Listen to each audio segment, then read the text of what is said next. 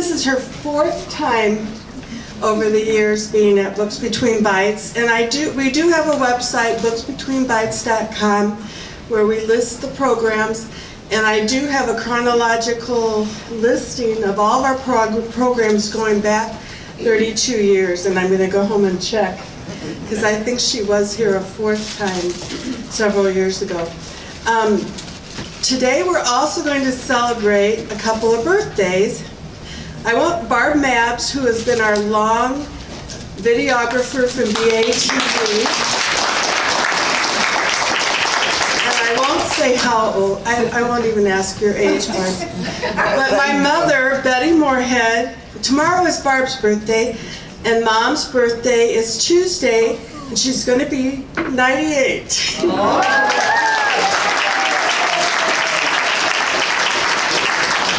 Singer, let's sing him happy birthday. Happy birthday to you. Happy birthday to you. Happy birthday, dear Betty. Happy birthday to you. Thank you for that. We're going to keep celebrating. We're having a dinner on Sunday and sister coming and everything. Also, we have chocolates today, the really good kind, the Linder chocolates, so to celebrate birthday. So please help yourself on the way out, or sneak over there right now and get one if you need dessert. So I've already mentioned that Valerie Blaine has been with us before, and she's such a great speaker and so interesting, and who doesn't love nature and all that it has to offer? So she picked a special book about trees. Well, first of all, Valerie is now, her title has changed over the years, but she's Manager of Environmental Education for the Kane County Forest Preserve District. And this book is really special because my mother loves trees. When we go out, you comment on the trees every single time, how beautiful they are.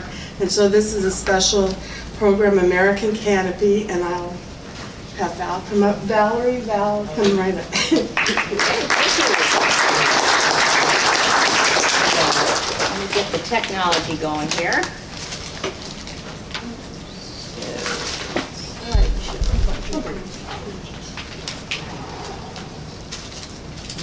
Okay, there we go.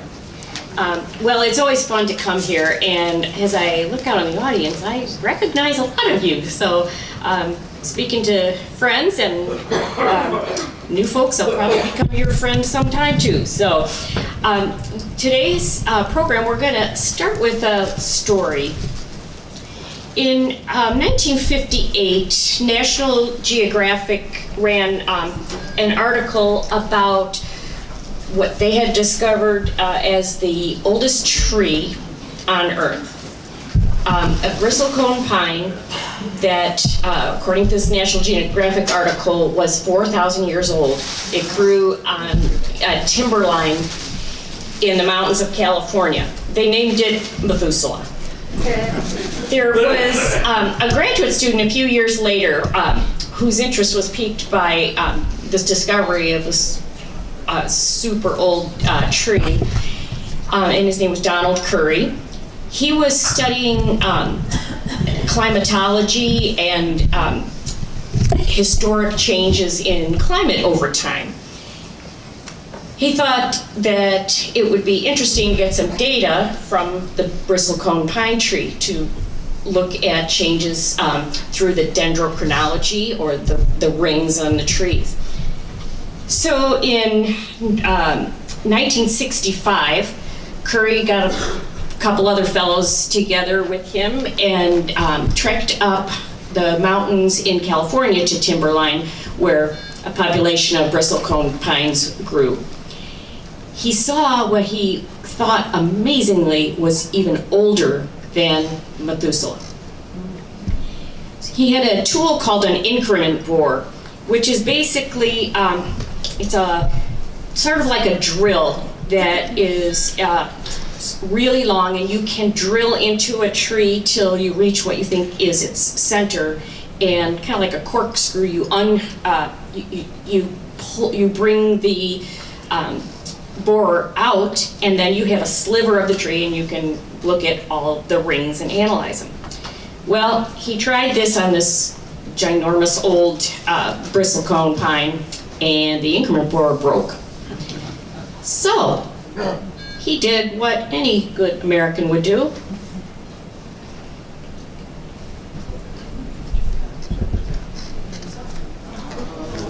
They cut it down. Now you have to think, since they trekked up the mountain with a chainsaw, they might have had that in mind, whether his increment borer broke or not. And just like Joni Mitchell saying, they paved paradise, they took all the trees and put them in a tree museum, charged the people $1.50 just to see them.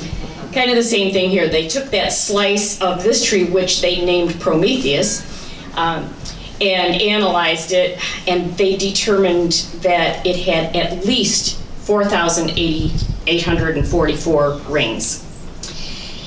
It then was put on display in a museum. This story is what launches the book American Canopy by Eric Rutkow, Trees, Forests, and the Making of a Nation. Rutkow is a historian from Yale, and he has been an environmental lawyer from Harvard. I tried to look up current things. His book was published in 2018. I couldn't find anything new on him or anything to date, and so I don't know if he just ran off into the woods or what, but I'm glad he wrote this book. So essentially, his thesis is that forests are what built the United States of America. They were responsible for the rapid growth and expansion in our country. And the forests make up a living history. And he proceeds to chronicle that history. I'm going to summarize today. His book is really dense with historical facts. I'm going to try to just summarize for you the tremendous story that he told. He sets out and paints a picture of what the what North America, the New World, was like to the Europeans that came over. How did it get from that first picture to this? Well, when one of the first Europeans came over to this continent, Giovanni di, I'm not sure how to pronounce the Verrazzano, there you go. Of course, without cell phones and drones to take pictures and stuff, well, he wrote down what he saw, and that's the record that we have to go by.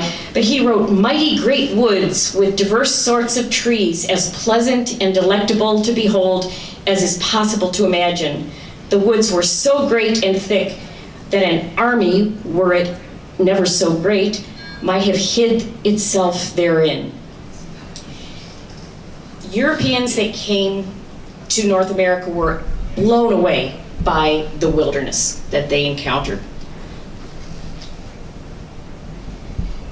Now, at first, the forests were really frightening. They were full of savages, strange animals, insects, and quite possibly the devil himself.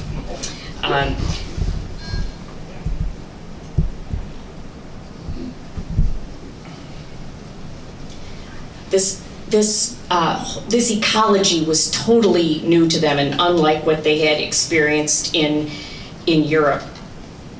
Now,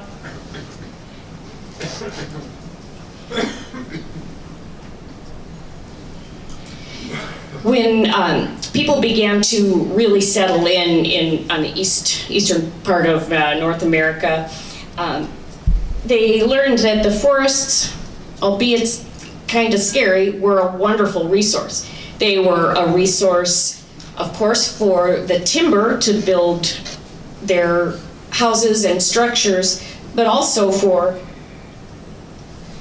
for food and other things that they needed to live, fur to keep warm and so on. So they began to see the forests as something useful.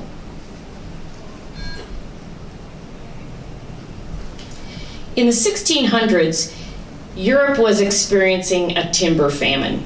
They had been extracting from their forests for many centuries and had pretty much depleted their resources. This was a big deal for those nations in Europe that had navies.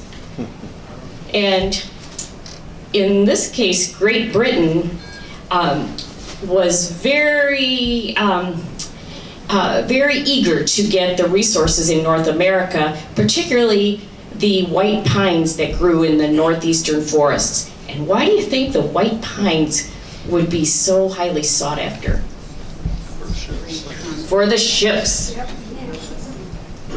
The white pine was discovered, it's a species that does not grow in Europe. It was discovered to be superior to the European trees for the masts of ships.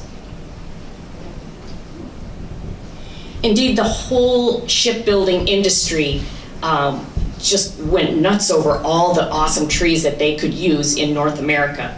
Lots of the hardwoods as well, like oak and chestnut and locusts and things. So masts and the trees that became masts played a big role in the friction between the colonists and the crown. The colonists weren't real keen on the control that England was putting on them. And, you know, we've heard stories in our history classes about the American Revolution, and this story sometimes is left out. The King of England, King William III in particular, didn't want the colonists using the forests. He claimed the forests as his own. So in 1691, he produced a charter that everyone had to abide by. And all trees of a diameter of 24 inches and upwards could not be taken. They belonged to the crown, to the king.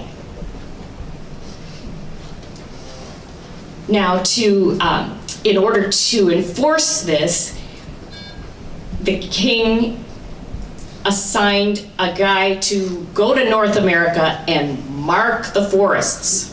Mark the forest with the king's broad arrow. Now, if you travel to Maine and the New England states like that, imagine what a task this would be to go mark all the forests with the king's broad arrow. Plus, those upstart colonists weren't going to follow the rules anyway. And therefore, forests were just one reason or one of the factors that contributed to the American Revolution. So think of that next time you see an eastern white pine. Now, when the settlers were building new towns and villages and cities, they were getting better and better at taking trees down. They covered more territory, delved deeper into the woods, and opened up the forests quite a bit by taking out the trees. There was a lot to explore in the New World. Just a small example of the people that were sent out to explore and find out about the flora and the fauna in the forests were John Bartram, André Michaud, who was actually from France, and of course France was hoping to keep a hold of territory in North America. And then Thomas Jefferson, who famously sent Lewis and Clark on a huge expedition through the heart of North America and all the way over to the coast. Americans began to see the forest a little differently. So it was once full of danger and savages, crazy wild animals, and huge trees, but now it was becoming something they might be able to control someday. Additionally, there were a lot of myths that were building, literary and otherwise. So a new American hero was born out of the backwoods. There was Davy Crockett and Daniel Boone, and even this weird dude, John Chapman, who we know as Johnny Appleseed, and a whole presentation could be given about this guy. He was very eccentric. But the woods produce these kinds of people.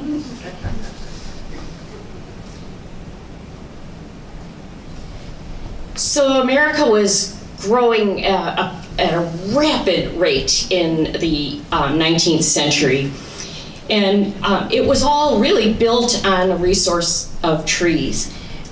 Trees were used, of course, for building and for structures and furniture, and also for heat. Rutkow points out that 95% of the United States energy was met by trees.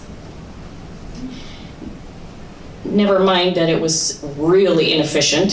Heating a house or even a cabin with a fireplace like that is not good use of resources. But that's what people had trees galore. There were so many trees, you could never use them up. So it was not even efficiency was not even a consideration.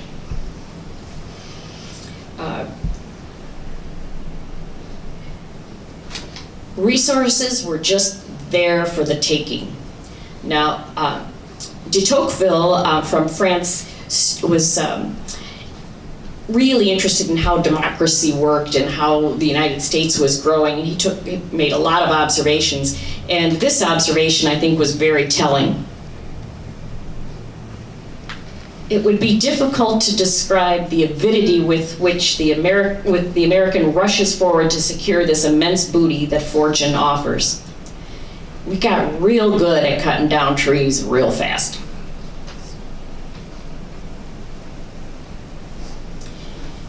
Now enter the railroad. The railroad was part and parcel of this whole huge growth in North America, in the United States, I should say. And the railroad was built with trees, with whole forests, as a matter of fact. Every aspect of the railroad required trees. And we call it the iron horse, but the locomotive at first ran out on trees, before coal. And the railroad cars were built all of wood. Some of them were very beautiful. Of course, the railroad ties, just astounding numbers. Rutkow points out that in the mid-19th century, locomotives alone were devouring 3 to 4 million cords of wood annually. The train cars were built almost entirely of woods, and 350,000 acres of forest were used each year to meet the needs of just building more train cars. Now, bridges, railroad bridges, everywhere required wood. They were built of wood. Railroad ties, as the railroad, the push to make a transcontinental railroad took untold miles of rail, and those rails relied on the railroad ties underneath them. It's estimated that 150 million railroad ties were put down annually in the 1870s. And most of these, by the way, were oak and chestnut. Also in this huge spurt of growth were other industries. There was the paper industry. Now, prior to about the 1860s, paper was made out of, anybody know? Linen. Cloth. So, you know, our expression, an old rag would mean like a story in a newspaper, because newspapers were made out of rags. But when Americans discovered that you could make paper out of pulp from trees, it's like there was no stopping it. Their trees were used, first of all, poplar trees were used, and then some of the other softwoods were discovered to make wonderful pulp. So the paper industry grew very rapidly. And wood pulp paper, by the way, was a lot cheaper than cloth paper. So people loved it, you know, books and for writing and everything. This put a lot more stress, of course, on the forests. And then there was the turpentine industry, which is super dangerous, so they had black slaves do it, do the hard work in the turpentine industry, but that was real big. And the leather industry, saddles and belts and everything else that was leather, required tannin from trees. Hemlock was the tree of choice. And the trees were harvested, again, with no thought of efficiency. There was really no concept of forest management up until about the 1870s. Some people began to see what was happening. And what was happening was not a pretty sight. As the forests were harvested like there was no tomorrow, literally, big log jams would occur as the logs were sent down the river. That was the main conduit to get from the source, the northern forests, to the market. And in come the lumber barons. Rutkow describes some of them, but he goes into quite a lot of detail about this fellow, who was Frederick Weyerhaeuser. Weyerhaeuser was a German immigrant who actually got his start in Rockford, Illinois, and he had quite a lot of business acumen, and in a relatively short period of time, he built an entire monopoly in the timber industry with very little thought about management. In 1880, the Weyerhaeuser Company sent an average of 1 billion logs downriver every year. Then they discovered the Pacific Northwest. And you can imagine the excitement that they had over getting those trees.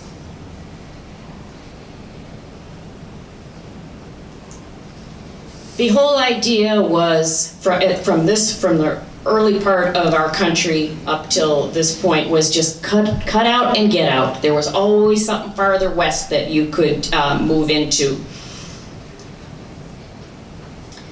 There were some problems with this.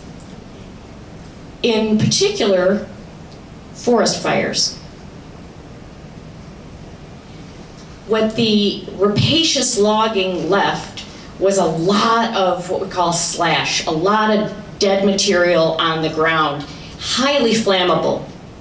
And it took a few dry years and some careless use of fire to produce some incredible fires. Now, we all think about the Chicago fire, but an even more devastating fire was the Peshtigo fire in Wisconsin.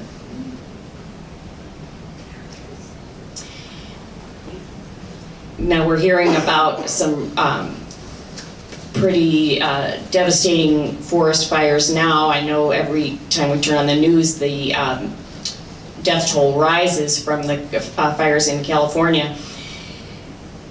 I don't think it's going to meet, however, the death toll from the Peshtigo fire. 1,100 to 1,200 people died in that fire. It pretty much, everything burned. Also, buildings back then and furniture, everything was made out of wood, so everything burned.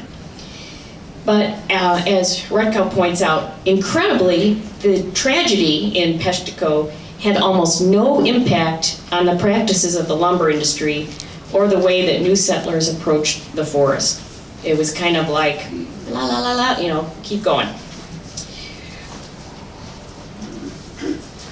But there were a few people who saw what was going on, and change was kind of in the air.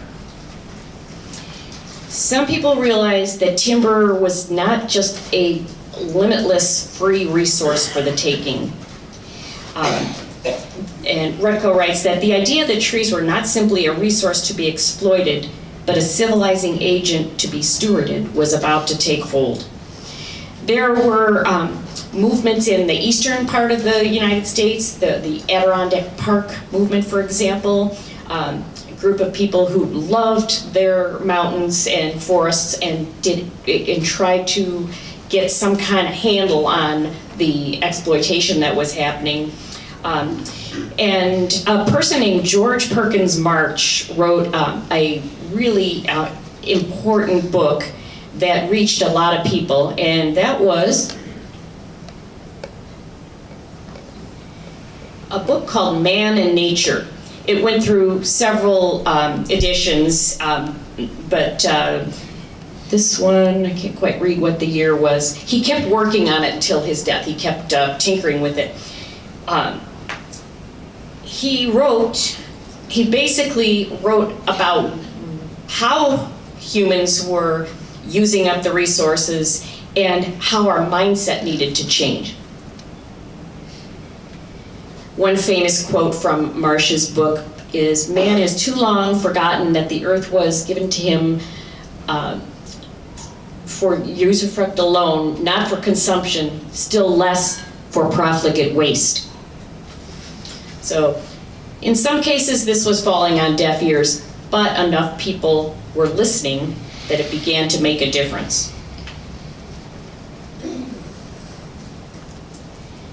And while Marsh was publishing his book and increasing awareness, the forests of California were discovered, somewhat accidentally.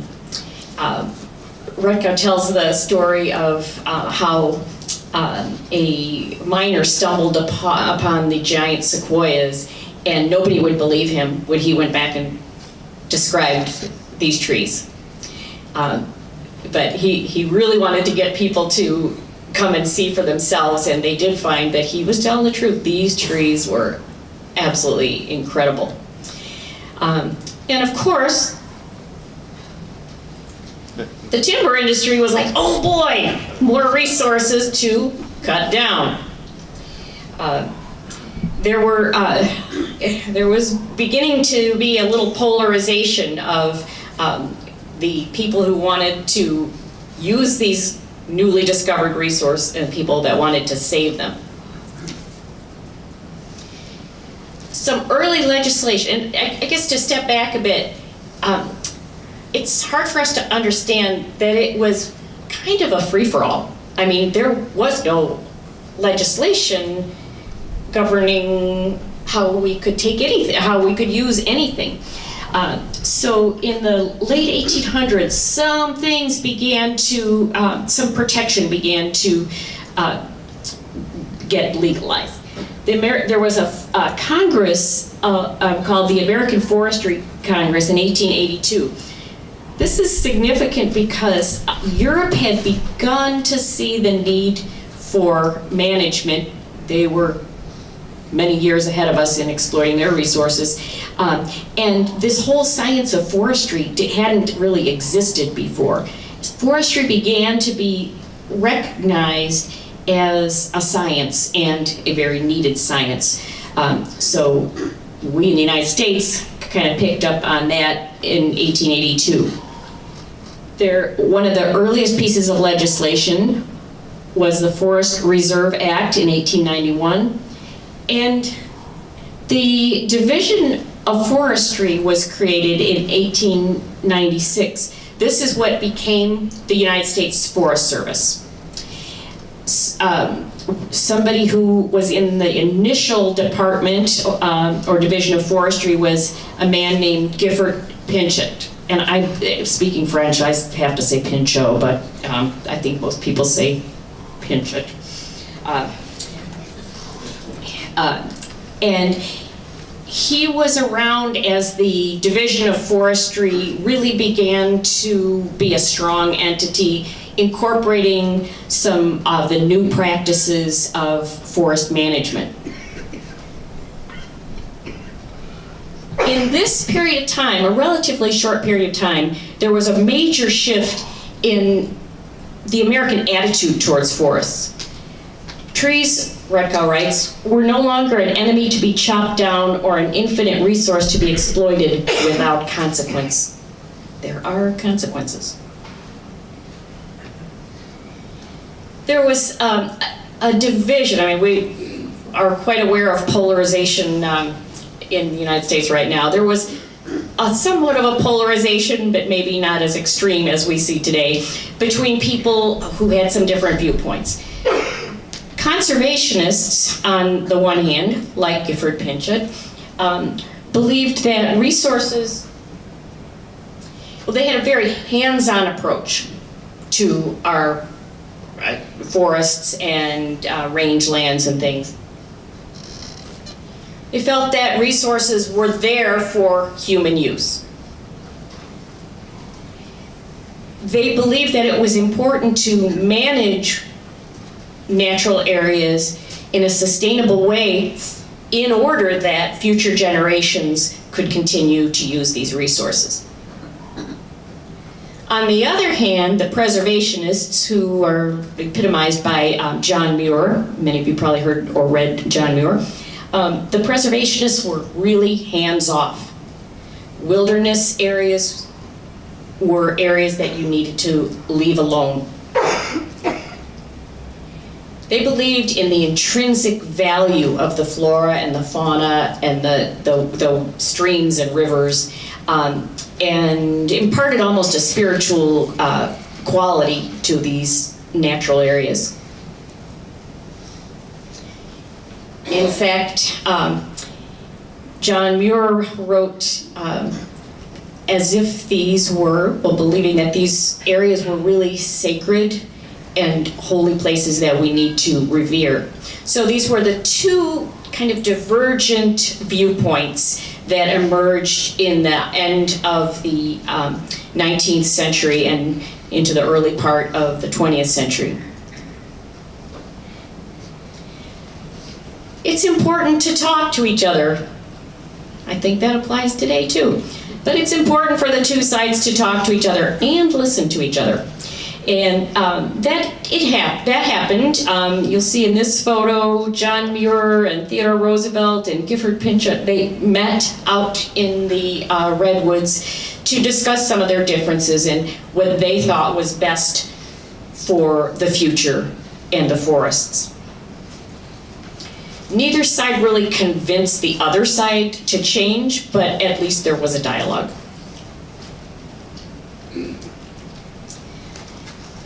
Now, in this cute time of rapid growth in the United States, everybody that came from Europe brought something with them. Or, in some cases, if they came to the United States from Asia, they brought something with them.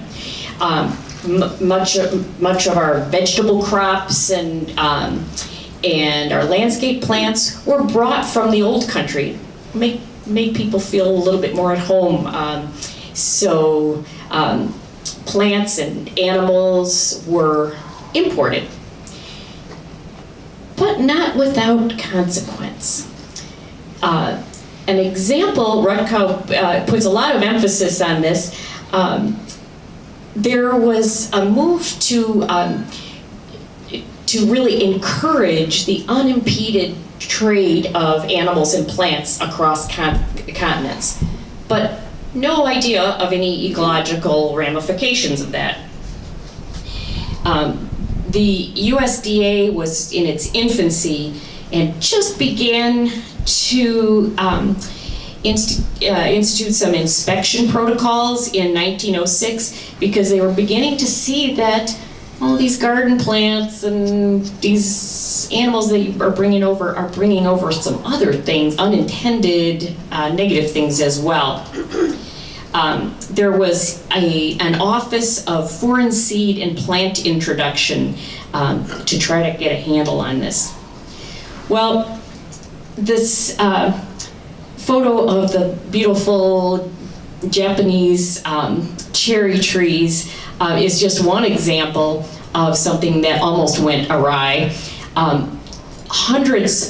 Japan gifted to the United States hundreds of these trees, and there was a plan to line all of Washington, D.C. with these beautiful flowering trees.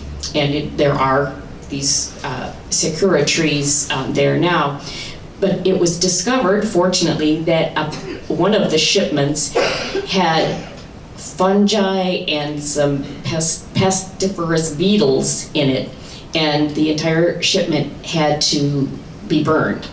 It was a big diplomatic embarrassment, but it was good that some people were thinking, hey, this needs to be looked at a little more before we just start bringing stuff over.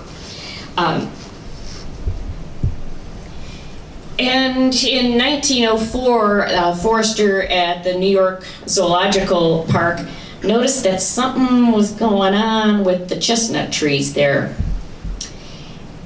When he discovered this, it was too late. There was a fungus that was infesting the chestnut trees in New York that had come from a shipment from overseas, and the fungus was an airborne fungus, and it had already drifted on the air currents westward. And it did not take long for America's premier hardwood tree to succumb. Every effort to stop the fungus failed. The chestnut trees were just so susceptible to it. This fungus moved 20 to 50 miles per year, and really we lost. None of us has ever seen a majestic chestnut tree. There used to be one out of every 3 trees in the eastern forest used to be a chestnut tree. Now there are none. Now that also is a program in and of itself. The species is not extinct because there are some that remain. They have this habit of stump sprouting when they're, if they succumb to the blight, there's still enough at the base of the tree to send up new shoots. And there's a lot of research going on of trying to find a resistant variety. But like I said, that's a whole fascinating story for another time.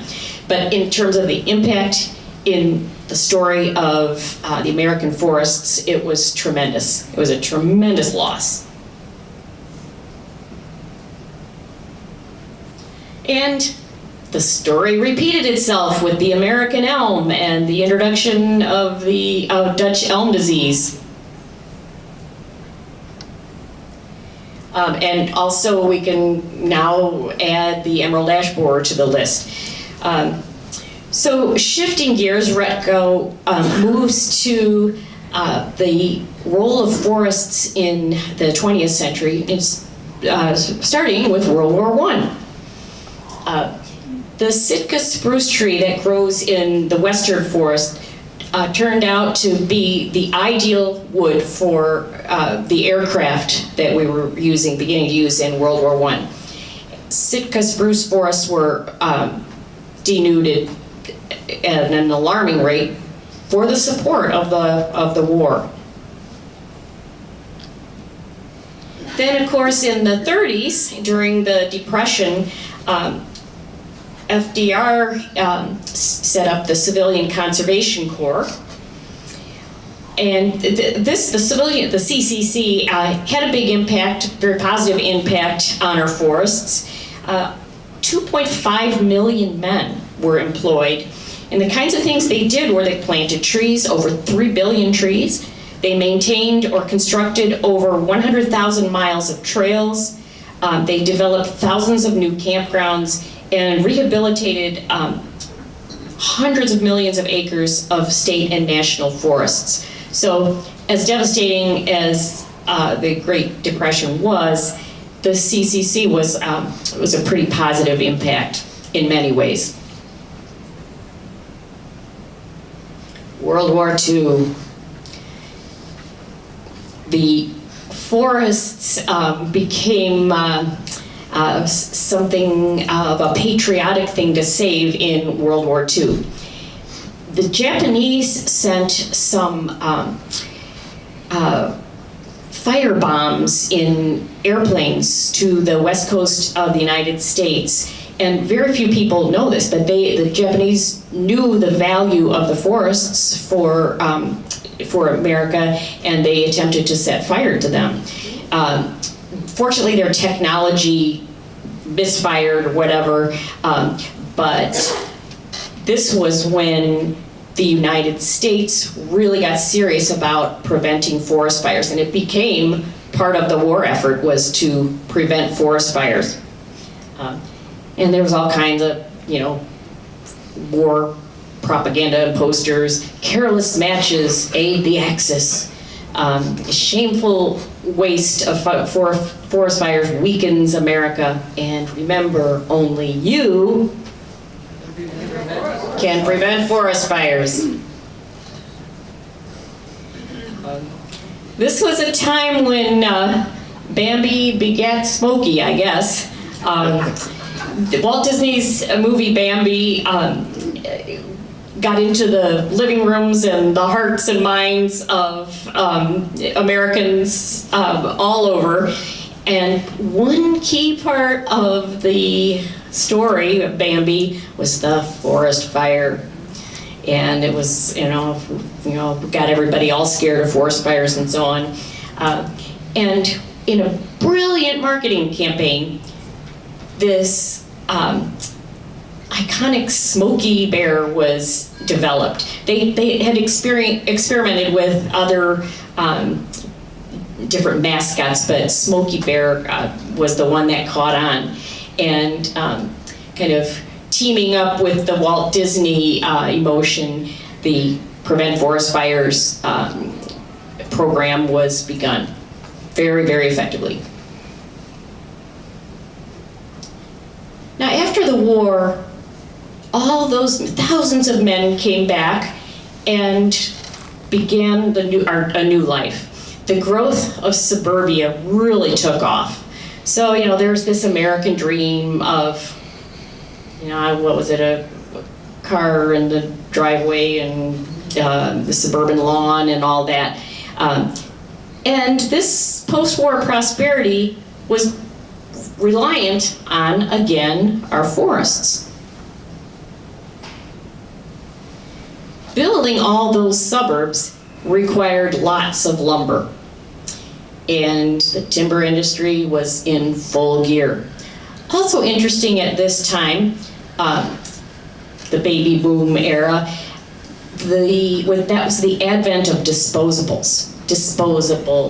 Kleenex was developed, you throw the tissue away, toilet paper, paper plates, it was really cool to be able to have all these things that you just could throw out when you were done. And many of them were paper. There was no such thing as recycling.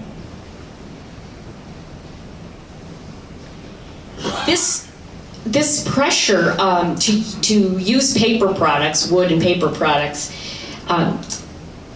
was translated in the forestry industry of creating crops out of trees, and essentially they take forests and turn them into what are called tree farms.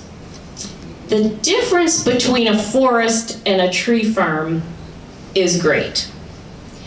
A forest comprises all kinds of components of wildlife and fungi and bacteria and invertebrate, all these things. But a tree farm is kind of like a row of corn. It's a monoculture, it's all the same age, and that's for ease of harvesting. Some trees, like Douglas fir, do really well in tree farms like this. Some people in the United States, as these tree farms were cropping up in the place of forests all over, there was a movement of people who were seeing that we're still losing our forests. Planting trees is not creating forests, it's just creating tree farms.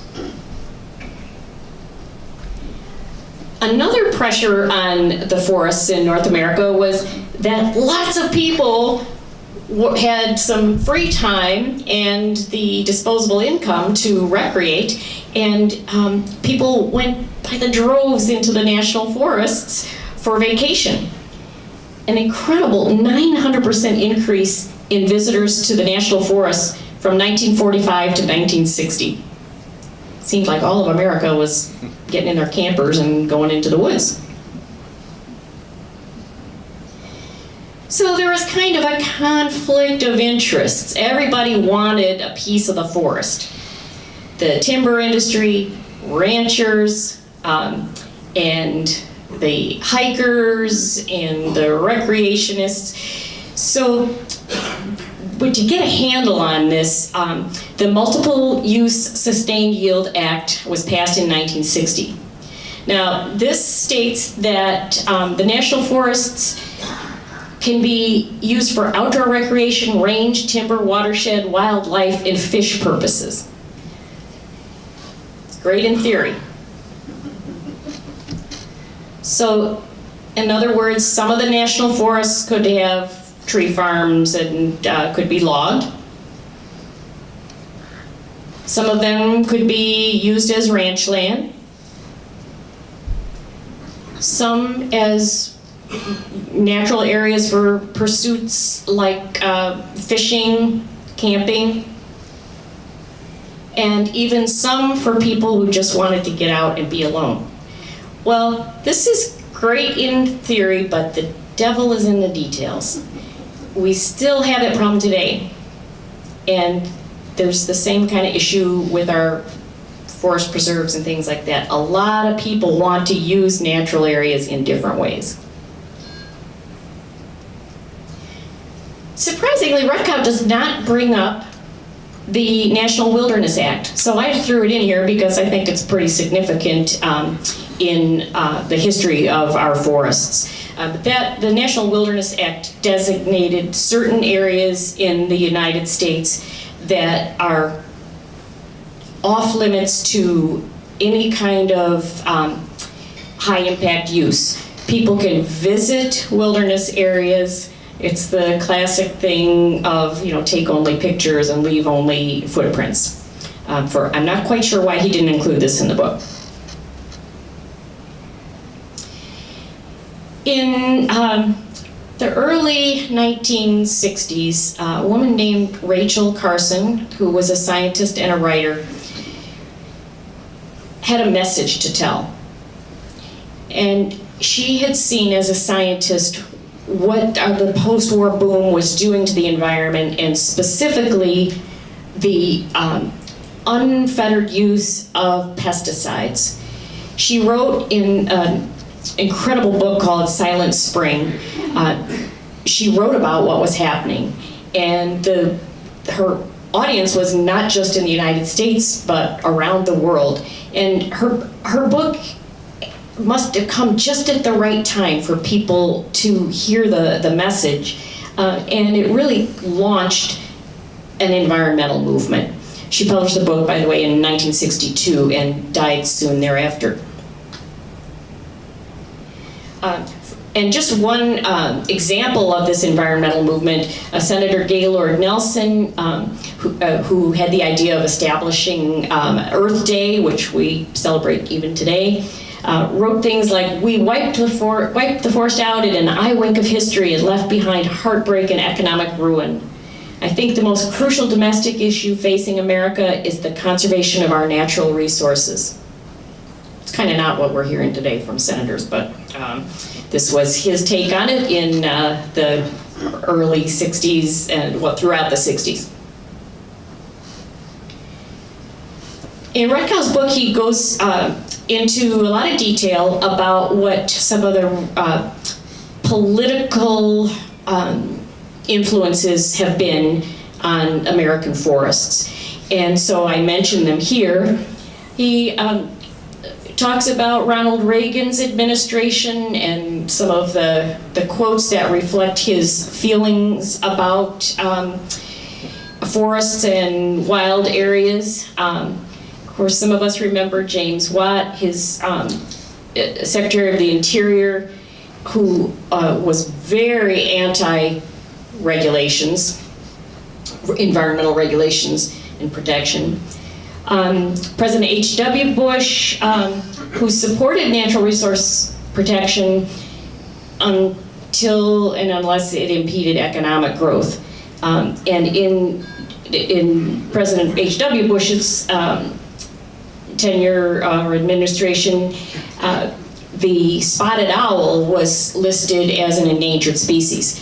Now, according to the Endangered Species Act, when you discover an endangered species, be it plant or animal, all development needs to halt and everything needs to be done that is possible to protect that species. The spotted owl brought the timber industry head to head with environmentalists. The spotted owl is kind of symbolic of the needs of certain animals. The spotted owl is connected to a whole ecosystem. It needs large areas of old growth forest, and that's just the type of resource that the timber industry wanted. These old trees in the old growth forest. So this was a real conflict. This created quite a conflict in the 1980s. Then in the Clinton administration, Bill Clinton grappled with economics and ecology. That seems to be a common theme. And he sought ecologically informed practices, which again, sounds great. It's not as easy to do as it is to say. And got people together to write a Northwest Forest Plan in 1994. He got some of all the different interests to the same table to talk it out. Not a whole lot was resolved by that. Global carbon issues began to be talked about during the Clinton administration. Then George W. Bush, Rutkow points out that Bush and Cheney were oil men and came from a certain mindset. And George W. Bush took a hardline stance against climate involvement. More and more talk was taking place about climate change. And he refused to sign the Kyoto Protocol, which was an international agreement on action to thwart the global warming. So Rutkow goes into a lot of detail about all the meetings and so on. I'm just giving a broad brush overview. He mentions Barack Obama very little, like just in a couple paragraphs. Perhaps because he was writing the book right while Obama was president. But President Obama did concur with a lot of the science that was being brought forward about climate change.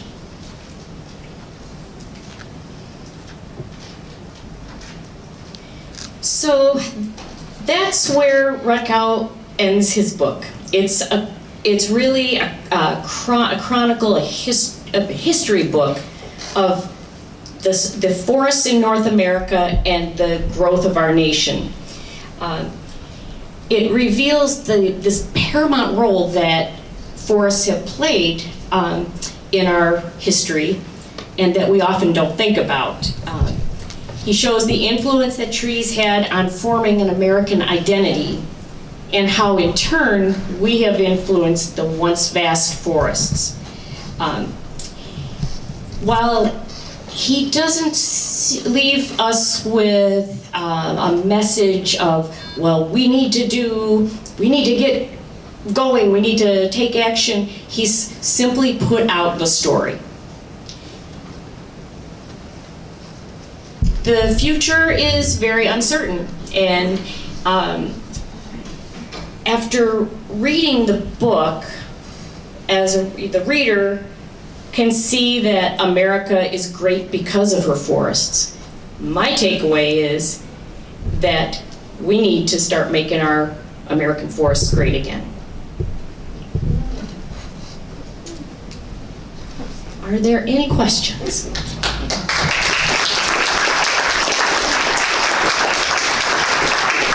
Well, that's very important to get those ideas. Now, we don't know exactly what the right ideas are.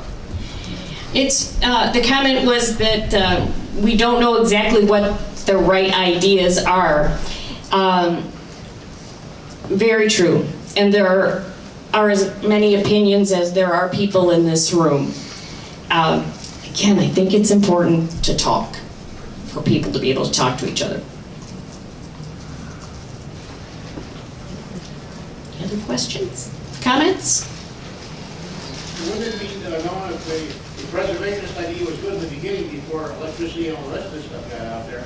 But now the conservationists should be right, because once electric line goes down, if there's no cleanup of the brush, you got California. Right. Did everybody hear that comment? Yes, we have a whole new problem in places like California of brush buildup. And as far as management of forests, a key part of managing forests is burning them on a regular basis before too much fuel builds up. I know some property owners, like up in Montana, they can have their forests thinned in their parts of their properties, and smash tiles are set aside away from the area itself. And you have to get a permit at the beginning of the year to actually burn those things, and then when you're ready to burn them, you've got to call up the fire department and get, you're okay, no winds or Right. things like that. The Forest Service had adopted a prescribed burn program. I'm thinking it was maybe after the devastating fires of 1988 when Yellowstone went up in flames. There's a science of forest or of fire ecology, and the Forest Service started to institute this prescribed burns to keep the forest healthy. Well, in recent years, that's been done away with. So now we have California burning. And I should say, I know we're just about out of Isn't time. that just right now? You know, Right now, yes, in the foothills of the Sierra and in southern Illinois as well. But I was just going to say, if you see woods and prairies burning in Kane County, it's okay, because we do have a prescribed fire program, and our fires here are really different than the fires in the West. We don't have the same kind of fuel, so they would not get up in those big disastrous conflagrations. But it's a part of keeping the forest healthy. I know a place like Morton Arboretum does that too. Mhm. They go through and then they start it. Right. There are many ecological reasons that that's good, but anyway, so that's a really